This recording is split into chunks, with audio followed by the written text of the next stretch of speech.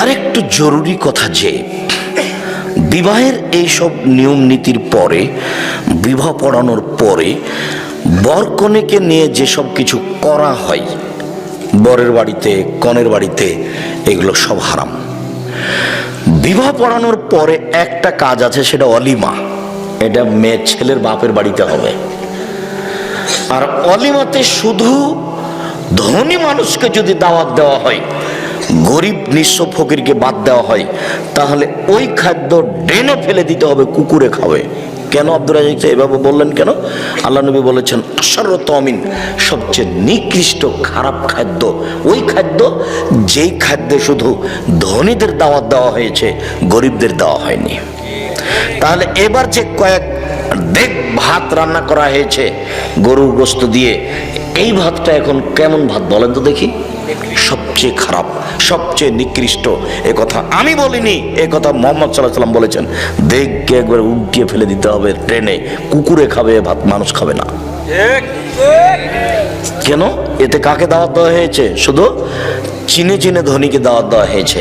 অতএব এ খাদ্য হারাম, এ কথা আমি বলিনি, এ কথা মুহাম্মদ সাল্লাল্লাহু আলাইহি ওয়াসাল্লাম বলেছেন। আর দুয়াটার ওখানে আছে বরকত। বরকনের ভিতরে বরকত কি আছে? বরকতের কথাটা আপনাকে মাঝে মধ্যেই বলে থাকি। এই জন্যই বলে থাকি যে আপনার স্ত্রী, আপনার মা দুইজনই সংসার পরিচালনা বুঝে না। ভাতে চাউল দিতে গিয়ে দুইটা চাউল পড়ে গেছে, সেটা তুলে যে পাতিলে দিতে হবে সেটা তার বিবেচনাতে নেই। বাড়ির বরকত বুঝে না। দেখেন তো, বরকত যেভাবে আল্লাহ রাসূল বলছেন, মানুষের মধ্যে বরকত আছে, টেবিলটার মধ্যে বরকত আছে, এই বোতলটার পানিটার মধ্যে বরকত আছে। কিভাবে এগুলো আব্দুর রাজ্জাক সাহেব? টেবিলের বরকত বুঝতে পারলেন না? আজকে সন্ধ্যার সময় টেবিলটা করা হয়েছে, এমন এক জায়গাতে ঘরে রেখেছেন যে উপর থেকে বস্তা পড়ে টেবিলটা ভেঙে গেল, একদিনই শেষ। আর একটা টেবিল আপনাদের বাড়িতে আছে, আপনার দাদার করা, এখনো আছে। তার মানে ওই টেবিলটাতে বরকত আছে, এটাতে বরকত নেই। আল্লাহ রাসূলের সামনে যখন কোনো নতুন ফল দেওয়া হতো, তখন তিনি বলতেন আল্লাহুম্মা বারিক লানা ফি সামারিনা ওয়া সায়না ওয়া মুদ্দিনা ওয়া শাহরিনা। আল্লাহ তুমি আমাদের ফলে বরকত দাও, আমাদের শহরে বরকত দাও, আমাদের ওজনে বরকত দাও, আমাদের জিনিসপাতিতে বরকত দাও। রুজি ভিন্ন জিনিস, বরকত ভিন্ন জিনিস। রুজি ভিন্ন জিনিস, বরকত ভিন্ন জিনিস। খুতবা শেষে বিবাহ পড়ানোর পরে প্রথম বাক্যটাই বললেন আল্লাহুম্মা বারিক বারাকাল্লাহু লাকা ওয়া আলাইকুমা। আল্লাহ বরকত তোমাকে দেখ, তোমাদের দুইজনকে দেখ, আর তোমাদের দুইজনকে আল্লাহ কল্যাণের উপরে একাত্রিত করুক। ধর্মের সাথে কারো ভালো সম্পর্ক নেই, কেননা ধর্ম কেউ বুঝে না। যারা প্রচার করছে তারাও বুঝে না, যারা বলছে তারাও বুঝে না। এখানে যিনি ওনার নাম কি, কাজী, কাজীর খাতাতে 4 জন সাক্ষী লাগবে। এই খাতা ফেলে দিতে হবে, এই খাতা চলবে না। বিবাহের জন্য 4 জন সাক্ষী লাগে না, কয়জন লাগে? 2 জন। এখানে আবার ভাগ করে নিয়েছে, মেয়ের পক্ষ থেকে 2 জন, ছেলের পক্ষ থেকে 2 জন। তার মানে সূচনাতে গন্ডগোল। আল্লাহ নবী এ কথা বলেননি। আল্লাহ নবী মুহাম্মদ সাল্লাল্লাহু আলাইহি ওয়াসাল্লাম বলেছেন যে একটা বিবাহ জায়েজ হওয়ার জন্য কয়জন সাক্ষী লাগে? 2 জন। ও পুরুষের পক্ষে না মহিলার পক্ষে, এই কথা তিনি বলেননি। তিনি বলেছেন লা নিকাহ ইল্লা বিশাহিদাইনি, 2 জন সাক্ষী ছাড়া বিবাহ হয় না। ওয়ালা নিকাহ ইল্লা বিওয়ালিন, অভিভাবক ছাড়া বিবাহ হয় না। 2 জন সাক্ষী ছাড়া বিবাহ হয় না, 1 জন অভিভাবক ছাড়া বিবাহ হয় না। উকিল বাপ হারাম। নোয়াখালী, কুমিল্লা, পটুয়াখালী, সিলেট, চট্টগ্রাম, ওইসব ডিস্ট্রিক্টে উকিল বাপই বাপ, ওর সাথে মরা পর্যন্ত জামাই মেয়ে সম্পর্ক রাখে। উকিল বাপকে ডেকে নিয়ে আসে, দাওয়াত খায়। যতদিন পর্যন্ত উকিল বাপ বেঁচে আছে ততদিন পর্যন্ত নিজের বাপের যে দামি মানুষ কে? উকিল বাপ। কথা বুঝতে পারলেন না মনে হয়? উকিল বাপ ধর্ম বাপ নয়। বিবাহের দিন যাকে উকিল করা হয় গার্জেন হিসেবে, জি, উকিল বাপই হারাম। বাপ বেঁচে থাকাকালীন উকিল বাপ চলবে না, বাপই তো উকিল। এটা আরবি শব্দ, যার হাতে বিবাহটা সমর্পণ করা হয়েছে। তো আল্লাহর নবী বলছেন যে বিবাহ সমর্পণ করা আছে বাপের হাতে।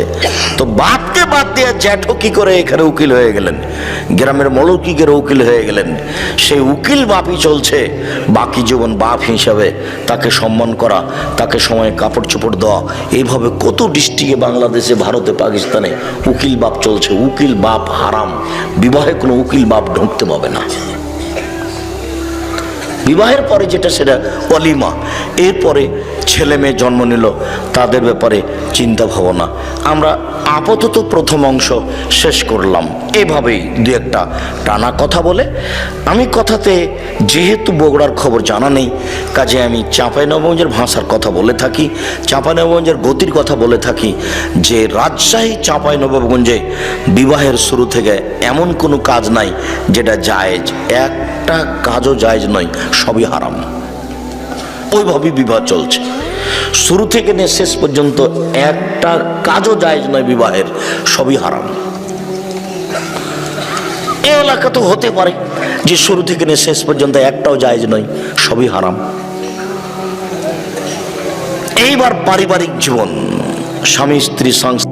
আল্লাহ তাআলা আনহা বলেন যে আমার বান্ধবীদেরকে নিয়ে আমি দোলনায় খেলাচ্ছিলাম, আমার মা ডাকলেন আয়েশা, আমি দৌড়িয়ে আসলাম। আসতেই আমার মা আমার মুখে হাতে যেখানে ধুলোবালি লেগেছিল সেগুলো একটু ধুইয়ে দিলেন। ধুইয়ে দিয়ে আমাকে একটা ঘরে নিয়ে গেলেন। দেখি সেখানে আনসারীদের মহিলা। বিষয়টা আমি বুঝলাম না। আনসারীদের মহিলা আমাকে সুন্দরী করে সাজালো। আসমা বিনতে ইয়াজিদ বলছেন, কাইয়ামতু আয়েশা তালে রাসূলিল্লাহ সাল্লাল্লাহু আলাইহি সাল্লাম, আমি আয়েশাকে রাসূলের জন্য সুন্দরী করে সাজালাম। ঠিক 8টা, 8:30, 9টার সময় আমার মা একটা ঘরে নিয়ে আমাকে ঢুকলেন। আমাকে সাজানো হয়েছে, সাজানো উচিত, কিন্তু নেল পালিশ নখে দেওয়া হারাম। নখ যেমন বড় করা হারাম, নেল পালিশ নখে দেওয়া হারাম। নেল পালিশ নখে দেওয়া ইহুদি খ্রিস্টানদের পতিতালয়ের মেয়েদের বৈশিষ্ট্য নয়। নেল পালিশ নখে দেওয়া ইহুদি খ্রিস্টানদের পতিতালয়ের মহিলাদের বৈশিষ্ট্য। কপালে টিপ দেওয়া হারাম। হিন্দু মেয়েকে বিবাহ করার 10টি পদ্ধতি আছে, তার একটি পদ্ধতি হচ্ছে রাক্ষসী বিবাহ। মেয়ের বাপ বিবাহ দিবে না, ছেলে জোর করে বিবাহ করবে। কোন রকম করে যদি কপালে টিপ দিয়ে দিতে পারে তাহলে বিবাহ হয়ে গেছে। হিন্দুদের মেয়েকে বিবাহ করার 10টি পদ্ধতি আছে, তার একটি পদ্ধতি হচ্ছে রাক্ষসী বিবাহ, আর সেটা হলো কপালে টিপ দেওয়া। হিন্দুদের পক্ষ থেকে এসেছে কপালে টিপ দেওয়া। কাজে কোনো মুসলিম মহিলা কপালে টিপ দিতে পাবে না, চিরদিনের জন্য হারাম। কোন মহিলা নখে নেল পালিশ দিতে পাবে না, চিরদিনের জন্য নেল পালিশ দেওয়া হারাম। কি দিবে? মেহেদি দিবে। একজন মহিলা রাসূলের কাছে একটা পত্র দিল, তার প্রয়োজনীয় কথা। পত্রটা দিতেই আল্লাহ রাসূল বললেন, আইয়া তোরা ছিলেন মেমরা, এই হাতটা পুরুষের না নারীর? মানে আল্লাহ রাসূল হাতটার নিন্দা করলেন। ওই হাতে মেহেদি লাগানো ছিল না। মহিলা তো মেহেদি লাগানো নেই কেন? তার মানে মহিলা মানুষকে হাতে মেহেদি লাগাতে হবে জরুরি। পুরুষ মানুষের হাতে পায়ে মেহেদি লাগা হারাম। পুরুষ মানুষ হাতে পায়ে মেহেদি লাগাতে পাবে না। পুরুষ মানুষ মেহেদি লাগাবে দাড়ি পেকে গেলে, চুল পেকে গেলে, চুল দাড়িতে। তাছাড়া হাতে মেহেদি দিতে পাবে না, নখে মেহেদি দিতে পাবে না, এটা মহিলাদের। মহিলারা হাতের নখে তো মেহেদি দিবে, পায়ের নখেও দিতে হবে। পায়ের নখে মেহেদি লাগাতে বাধ্য, দিতেই হবে। আব্দুর রাজ্জাক সাহেব, আমাদের দেশে তো পায়ে মেহেদি দেয় না। এটা একটা কুসংস্কার চলে আসছে। কেন দেয় না? আমরা শুনেছি যে আল্লাহর নবী মেহেদি দাড়িতে লাগিয়েছেন, এই জন্য পায়ে দেয় না। তো আল্লাহর নবী দাড়িতে মেহেদি লাগিয়েছেন, এই কথা তো ঠিক। আল্লাহর নবী দাড়িতে আতরও লাগিয়েছেন, কিন্তু আল্লাহ নবী বলেছেন কোন ঋতুবতী মহিলা যদি ঋতু থেকে, হাইজ থেকে পবিত্র হয়, তাহলে গোসল করার পরে আতর লজ্জা স্থানে ব্যবহার করবে। তো আল্লাহ নবী আতর যে দাড়িতে লাগিয়েছেন, এইবার যেই নবী দাড়িতে আতর লাগালেন সেই নবী বলছেন যে মহিলারা যখন ঋতু থেকে হাইজ থেকে গোসল করে পবিত্র হবে তখন তারা লজ্জা স্থানে আতর ব্যবহার করবে। তাহলে আতর ব্যবহার করার কারণে আতর কোরআন মাজিদ হয়ে যায়নি, পবিত্র হয়ে যায়নি, কাজটা হলো সুন্নাত। কথাটা বুঝতে পারেননি? এটা তো এরকম হয়ে গেল যে আমাদের পীর সাহেবের বাড়ি এইদিকে, সেই জন্য আমরা ওইদিকে পা করে হাঁটি না, এরকম হয়ে গেল। তাহলে কাবা ঘরে পা করে পা লাগিয়ে দেওয়া যায়, কাবা ঘরের সাথে পা লাগিয়ে থাকা যায়, আর ওর কেবলা পীরের বাড়ি যেদিকে সেদিকে পা করা যায় নাই। মানে ধর্ম নিচে নামতে নামতে নামতে মানুষের কাছে আর ধর্ম বলে কোনো জিনিস নাই। ওর বিবেক যেমন নষ্ট হয়ে গেছে, মনে করছে ধর্ম তেমন নষ্ট হয়ে গেছে। মহিলারা হাতে এবং পায়ে মেহেদি লাগাতে বাধ্য, জরুরি। আয়েশাকে সুন্দরী করেও সাজানো হলো। পুরুষের জন্য ওই সব জিনিস চলবে যা দেখতে পাওয়া যায় না, গন্ধ পাওয়া যায়। পুরুষের জন্য ওই সব জিনিস চলবে যা দেখতে পাওয়া যায় না, গন্ধ পাওয়া যায়। আর মহিলাদের জন্য ওই সব জিনিস জরুরি যা দেখতে পাওয়া যায়, গন্ধ পাওয়া যায় না, যা দেখতে পাওয়া যায়, গন্ধ পাওয়া যায় না। তাহলে যেসবগুলো হাটে বাজারের জিনিস আছে সুন্দরী হওয়ার জন্য, আসকারা মাস্কারা আইলা মাইলা যা আছে সব, কিন্তু আপনার ওই নেইল পালিশ এখনই না করলাম। আর আরেকটা জিনিস আছে যে ওরা সুন্দরী হয়ে সাজার জন্য ওই ভুরু তুলতে পাবে না, ভুরু প্লাক করা হারাম, এটা তোলা হারাম, আল্লাহ রাসূল নাকচ করেছে। দাঁতকে ছিলে চিকন করা হারাম, উঁচু স্যান্ডেল পরে নিজেকে লম্বা মেয়ে দেখানো হারাম, ব্রেসিয়ার পরে নিজেকে কম বয়সের মেয়ে দেখানো হারাম। সে নিজের সুবিধার জন্য ব্রেসিয়ার পরবে সেটা ভিন্ন কথা, কিন্তু প্রতারণামূলক পরবে সেটা নিষেধ। যেসব জিনিস তার মুখে হাতে লাগালে তার রূপ চেহারা বাড়বে তা ব্যবহার করতে পারে, কোনো সমস্যা নেই। উল্লেখ্য যে বিউটি পার্লারে কোনো মহিলা ঢুকতে পাবে না।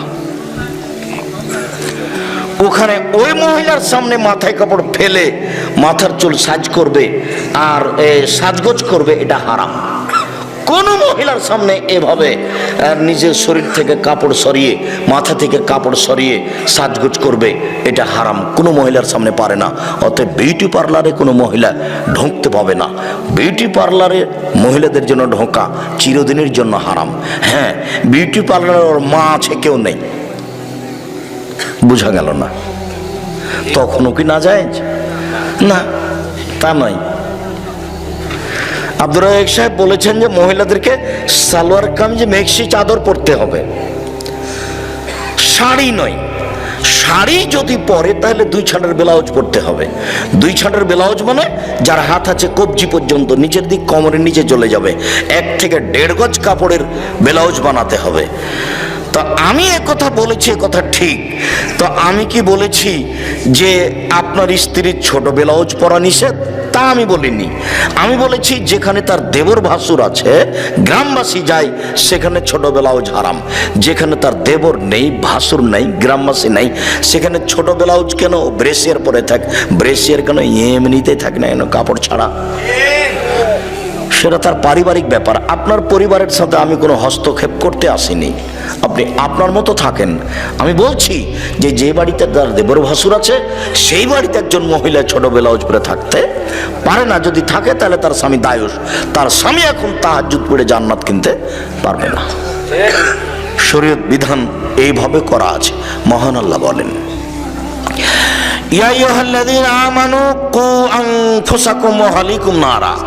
পৃথিবীর মানুষ, তোমরা তোমাদেরকে জাহান্নাম থেকে বাঁচাও আর তোমাদের পরিবারকে জাহান্নাম থেকে বাঁচাও। অত্রায়তে বোঝা যায় যে পরিবারের মালিক তার পরিবারকে জাহান্নাম থেকে বাঁচাতে পারে। পরিবারের মালিকের হাতে আল্লাহ জিম্মেদারি দিয়ে দিয়েছেন যে তুমি তোমার পরিবারকে জাহান্নাম থেকে বাঁচাও। এই ছেলে, দয়া করে মধ্যে থেকে কোনো বাচ্চা যেন না উঠে, এ ব্যাপারে আপনারা খেয়াল করে থাকবেন। আমি আপনার বিরক্তির আগেই বক্তব্য শেষ করবো ইনশাল্লাহ। আমি অত কোরআন হাদিস জানি না যে আব্দুল্লাহ বিন ফজল রাহিমের মতো ফজরের আজান পর্যন্ত বক্তব্য দিব। আমার অত জানাও নেই, আমি অত পারিও না। 1-1.5 ঘন্টা, খুব বললে 2 ঘন্টা। কাজে আপনাকে আমি একটু ধৈর্য ধারণ করে বসে থেকে আলোচনা শোনার জন্য অনুরোধ জানাই। আমি আপনার কিছু না কিছু উপকার করবো ইনশাল্লাহ। আপনার জন্য এসেছি, আর আপনিও যেহেতু এজন্য এসেছেন, তাহলে দয়া করে সময়টা লস করিয়েন না। আর এখন কারোর সাথে কথা বলা প্রয়োজন মনে করিয়েন না। কথা একটু পরে বলেন, কথা তো কিছুক্ষণ পরে শেষ হয়ে যাবে এমনিতেই, তখন কথা বলেন। অত্র আয়াতে আল্লাহ যা বললেন তাতে মানুষ তার পরিবারকে জাহান্নাম থেকে বাঁচাতে পারে, মানুষই পরিবারকে জাহান্নাম থেকে বাঁচাতে পারে। এ কথা আমি বলিনি, এ কথা আল্লাহ তাআলা বলছেন। এখন তাহলে পরিবারকে জাহান্নাম থেকে বাঁচাতে হলে কিছু নিয়ম কানুন। তবে প্রথম বাক্যে বলেছেন নিজেকে বাঁচাও। তা আমি নিজেকে বাঁচানোর একটা ছোট্ট হাদিস বলে সামনের দিকে যাই। রাসূল সাল্লাল্লাহু আলাইহি সাল্লামকে জিজ্ঞাসা করা হলো, আল্লাহর নবী, মান নাজাত, জাহান্নাম থেকে বাঁচার পথ কি, কিভাবে জাহান্নাম থেকে আমরা বাঁচতে পারি? তখন আল্লাহ রাসূল 3টা কথা বললেন। এই 3টা আপনি পালন করেন, তাহলে আপনি নিজেকে বাঁচাতে পারবেন। পরের বাক্যে আপনার পরিবার। 1, আলজেম লেসানাক, মুখ বন্ধ রাখো, জরুরি প্রয়োজন ছাড়া মুখ খুলবেন না, ভালো কথা ছাড়া মুখ খুলবেন না। নির্বাচন করতে গিয়ে তো মানুষের বদনাম করে জীবনটাকে ধ্বংস করেছে, আর বদনাম ছাড়া চলেও না, যেহেতু তার প্রতিপক্ষ আছে একজন সবসময়। তখন আপনাকে কিছু না কিছু করাই লাগবে, বলতেই হয়। যার জন্য এই পথ কি যাবেন না। বাপের জমি জায়গা আছে কিছু, আরে কিছু না আছে 10 কাঠা জমি তো আছে, ওখানে বেগুনের চাষ করে এখানে কেন? আসসালামু আলাইকুম জনগণ, আমি যেটা দায়িত্ব নিয়েছিলাম আমার ভুল হয়েছে, আমি গেলাম, আসসালামু আলাইকুম, আপনারা কি করবেন করেন। তার মানে হকের উপরে টিকে থেকে বাপের জমিদারি নষ্ট করে দায়িত্ব পালন করে পরকাল হারাতে রাজি নই, কি দরকার? আর দল পার্টি যখন তখন আরেকজনের বিরুদ্ধে দু কথা না বললে চলে না, একবার বাধ্য বলতে। চাঁপাইনবাবগঞ্জের ভাষা তো ওখানে ওর বাপকে বলতে হবে, মানে টিকে থাকা কঠিন, স্বাভাবিক ব্যাপার। সম্মানিত দিনী ভাই বোন, জাহান্নাম থেকে বেঁচে যাবেন 3টা কাজ করলে। 1, মুখ বন্ধ রাখেন, ভালো ছড়া মুখে বলবেন না, খুব শক্ত হয়ে থাকবেন। 2, অলিয়া সবাই তো জরুরি প্রয়োজন ছাড়া বাড়ির বাইরে যাবেন না। দোকানে কিছু জিনিস কিনতে গেছেন, 1 কেজি লবণ আর 100 মরিচ, এইটুকু নেওয়ার পরে 1 মিনিট দোকানে দাঁড়াবেন না। কেন? ওখানে আরো 2 জন বসে আছে, আরেকজনের বদনাম হচ্ছে। ওখানে আপনি কানে দিবেন না, জরুরি প্রয়োজন ছাড়া বাড়ি ত্যাগ করবেন না। পুরুষ মানুষ জরুরি প্রয়োজন ছাড়া বাড়ির বাইরে যেতে পারে না। বলেন তো আপনার বউ কিভাবে বাইরে বাজার করতে যেতে পারে? আপনি কি মরেছেন? আপনার বড় ছেলে কি মরেছে কাপুরুষ? বউ কেন বাজারে? বউ কেন বগুড়া যাচ্ছে? বগুড়া বাজারে তো মহিলাদের ঠেলে ভিতরে ঢোকা যায় না। তো কারো কি স্বামী নাই? সবাই কি স্বামী মুক্ত মহিলা? কারো স্বামী নেই, কারো ভাই নেই। কেন কেন যাবে সে? কই আমাদের তো চলে, বছর বছর যাবৎ চলে, আমাদের চলছে তো, আমরা তো দুনিয়াতে বেঁচে আছি, আমাদের তো কোনোদিন বাজারে যাওয়া লাগে না, আমরা তো এই দুনিয়াতে আছি বেঁচে, কোনো সমস্যা হয় না। আপনার কেন সমস্যা? আপনার কেন বউ যাবে বাজারে? ও কেন কাপড় কিনতে যাবে? ও কেন জিনিস কিনতে যাবে? পুরুষ মানুষ আপনি জরুরি প্রয়োজন ছাড়া বাড়ির বাইরে যাবেন না, জান্নাত হবে। 3, পাপের জন্য কাঁদবেন। রাসূল সাল্লাল্লাহু আলাইহি ওয়াসাল্লাম বলেছেন, কেউ যদি আল্লাহর ভয়ে কাঁদে তাহলে ওর জাহান্নামে যাওয়া ওইরকমই অসম্ভব গাভীর বাঁট ওলান বান থেকে দুধ বের করে ভিতরে ঢোকানো যেমন অসম্ভব। গাভীর বাঁট বান থেকে চাপ দিয়ে দুধ বের করে ভিতরে ঢোকানো যাবে? এইটা যেমন অসম্ভব, আল্লাহর ভয়ে কাঁদে যে তার জাহান্নামে যাওয়া তেমনি অসম্ভব। 3টা কাজ করেন, জান্নাত হবে, জাহান্নাম থেকে বেঁচে যাবেন।